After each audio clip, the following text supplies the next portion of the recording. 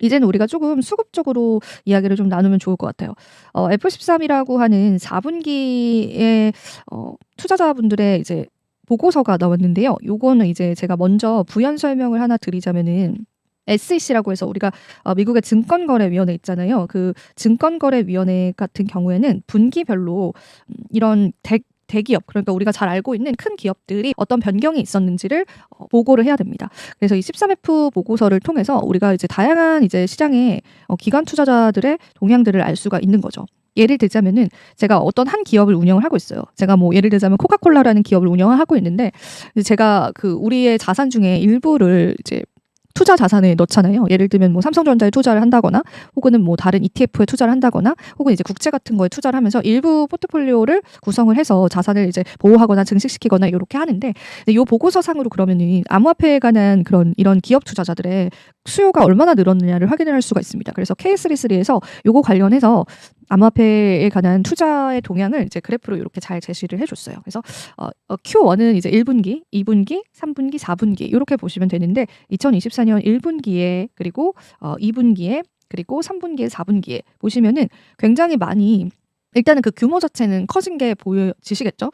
1분기 때랑 또 4분기를 비교를 해봐도 많이 이제 늘었는데 일단 여기 보시면은 K33의 리서치 애널리스트 베를룬데가 자신의 엑셀을 통해서 기관 투자자들이 지난해 12월 31일 기준으로 비트코인 현물 ETF의 총 운용 자산의 25.4%인 268억 달러 상당을 보유 중이다라고 전했습니다. 그리고 전분기 대비해서 보유 비중도 굉장히 늘었다라고 해요. 그래서 그런 부분들을 봤을 때 일단 기관 투자자들이 현물 ETF 쪽으로의 선택을 굉장히 많이 했다라는 거를 알 수 있어요. 그래서 좀 세부적으로 이야기를 좀 더 나눠보자면은 JP 모건도 이제 비트코인 현물 ETF에 관한 물량을 늘렸고요. 4분기 때. 그리고 골드만삭스는 특히나 비트코인보다 이더리움 ETF에 많이 집중을 했더라고요. 그래서 골드만삭스는 이더리움 현물 ETF에 관한 물량을 2000%나 증가를 시켰습니다.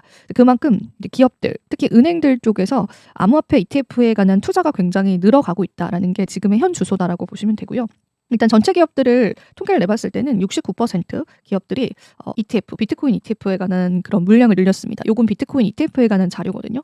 그리고 이제 비중 자체도 113% 이렇게 늘어난 상황이더라고요. 그래서 이게 기관의 이제 비트코인 채택, 그게 굉장히 좀 증가했다. 지난 4분기 때. 물론 이제 올해 증감 추이도 봐야 될 것 같아요. 이런 거는 이제 성장성이 이제 증감 추이 자체가 꺾이게 되면 그게 또 시장의 악재가 될 수 있기 때문에 그런 부분들까지 보셔야 될 것 같은데 일단은 기관 투자자들의 비중이 상당히 늘었다. 그렇게 보시면 될 것 같아요. 그리고 같은 기간 동안 비트코인 현물 ETF를 보유 중인 기관 수 역시도 직전 분기 대비해서 37% 증가를 했습니다.